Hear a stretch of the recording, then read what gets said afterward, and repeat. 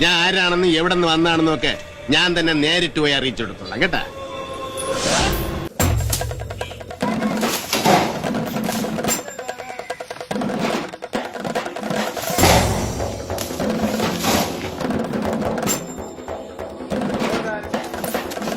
അന്തരാസ് കൂന്തരാസ് അവന്റെ അമ്മേരെ തള്ളേ കലിപ്പ് തീരണില്ലല്ലേ.